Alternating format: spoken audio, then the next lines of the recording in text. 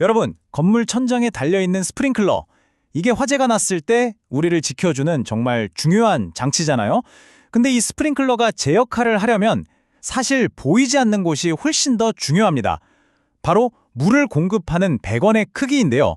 오늘은 이 배관 크기를 어떻게 결정하는지 그 두 가지 핵심적인 방법에 대해 한번 제대로 파헤쳐 보겠습니다. 가만히 보면 정말 작잖아요.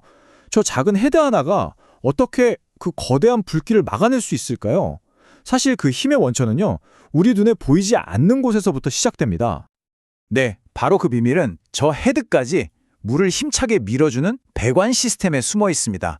얼마나 많은 물을 또 얼마나 강한 압력으로 보낼 수 있느냐, 이게 전적으로 배관의 구경, 쉽게 말해서 배관의 굵기에 달려 있는 거죠. 자, 그럼 이 중요한 배관 크기, 이건 대체 어떻게 정하는 걸까요?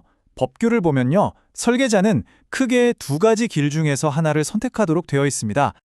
본격적으로 시작하기 전에 오늘 이야기에서 가장 중요한 단어 하나만 딱 짚고 넘어갈게요. 바로 구경입니다. 배관의 직경, 즉 굵기를 말하는 건데요.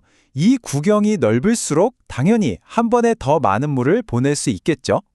자, 설계자 앞에 놓인 두 갈래길.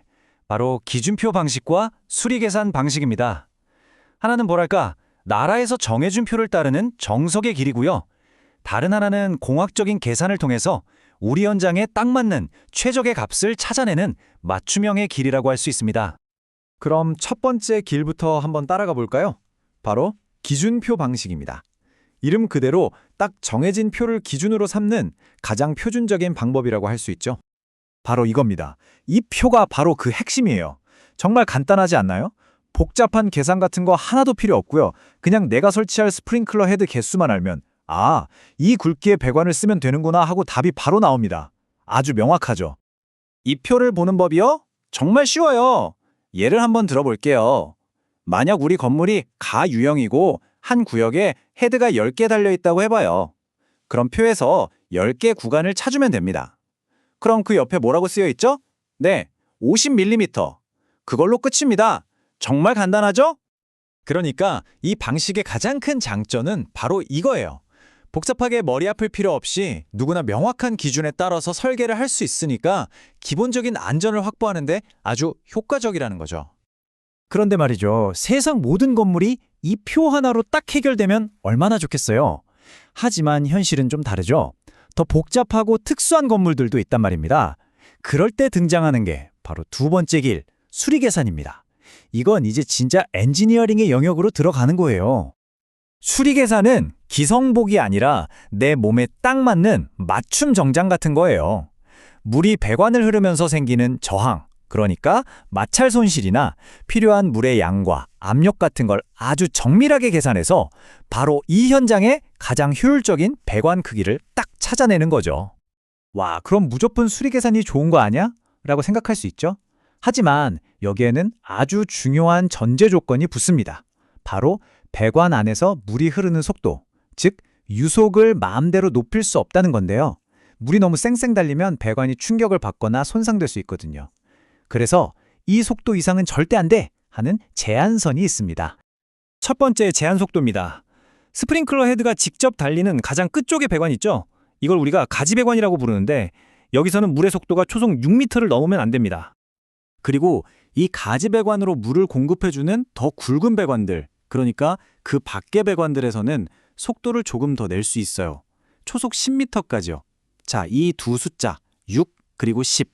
수리 계산을 할 거라면 이 숫자는 그냥 머릿속에 새겨두셔야 합니다. 자, 그럼 두 방식을 한번 정리해 볼까요?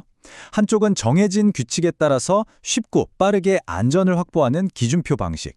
다른 한쪽은 전문적인 계산을 통해 효율과 유연성을 극대화하는 수리 계산 방식. 정말 성격이 다른 두 가지 길이라고 할 수 있겠네요. 그러면 항상 이 둘 중에 하나를 마음대로 고를 수 있는 걸까요? 그렇지는 않습니다. 어떤 특별한 상황에서는 선택의 여지 없이 반드시 수리 계산을 해야만 하는 경우가 있거든요. 바로 이런 경우들입니다.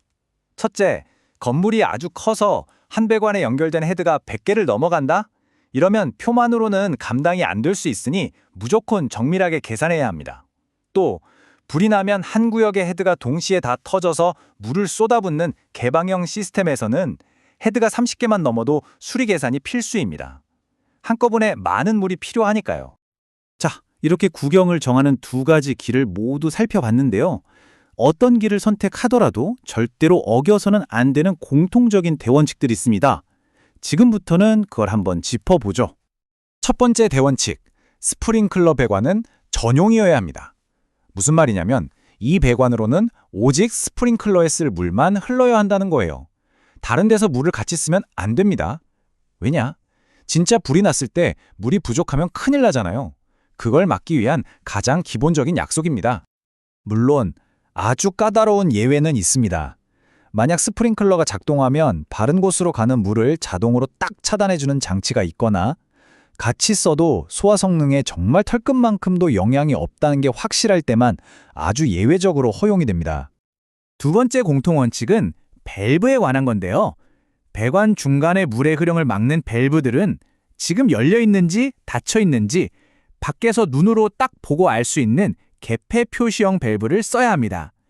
점검하다가 실수로 밸브를 잠궈두는 그런 치명적인 실수를 막기 위해서죠. 그리고 여기서 아주 중요한 디테일이 하나 더 있습니다. 펌프가 물을 쭉 빨아들이는 쪽 배관, 이걸 흡입측이라고 하는데요. 여기에는 여러 밸브 중에서 버터플라이 밸브는 절대 설치하면 안 됩니다. 이 밸브의 내부 구조가 물의 흐름을 방해해서 펌프가 제 힘을 100% 발휘하지 못하게 만들 수 있기 때문이에요. 자, 오늘 내용의 핵심만 딱딱 짚어볼까요? 첫째, 배관 굵기를 정하는 데는 두 가지 길이 있다. 기준표냐, 수리 계산이냐.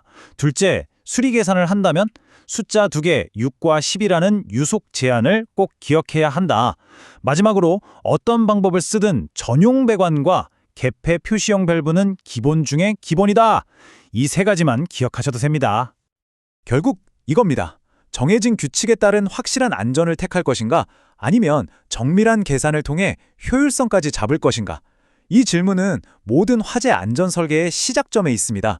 오늘 내용이 여러분의 프로젝트에서 최적의 답을 찾는 데 도움이 되었으면 좋겠습니다.